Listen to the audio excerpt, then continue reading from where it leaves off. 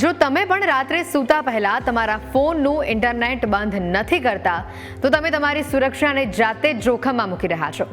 રાત્રે સૂતા પહેલા મોબાઈલ ડેટા કેમ બંધ કરવો જોઈએ, આ સવાલ તમને થશે.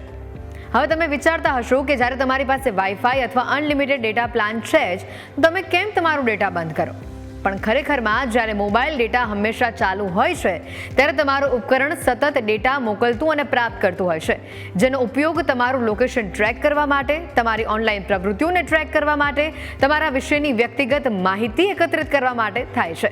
જ્યારે મોબાઈલ ડેટા હંમેશા ચાલુ હોય છે ત્યારે તે તમારા ઉપકરણને માલવેર, વાયરસ અને હેકર્સ તમારા ફોનને સરળતાથી હેક કરી શકે છે, કારણ કે જાણતા અજાણતા તમારા ફોનમાં રહેલી ઘણી જ બધી એપ્સ તમારી માહિતી એકઠી કરતી હોય છે અને તેનો તે દુરુપયોગ પણ કરવામાં આવી શકે છે.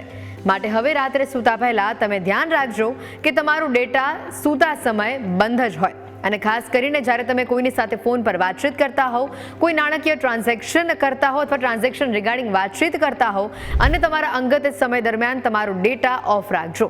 અને ખાસ કરીને જ્યારે તમે ટ્રાન્ઝેક્શન કરો છો, પૈસા ઓનલાઈન કોઈને ટ્રાન્સફર કરો છો, ત્યારે વાઈફાઈમાંથી બંધ રાખજો તમારું ડેટા. મોબાઈલ ડેટા ચાલુ હશે તો વાંધો નથી, પણ કોઈ પણ પ્રકારના વાઈફાઈથી તમે પૈસાનું ટ્રાન્ઝેક્શન ન કરતા.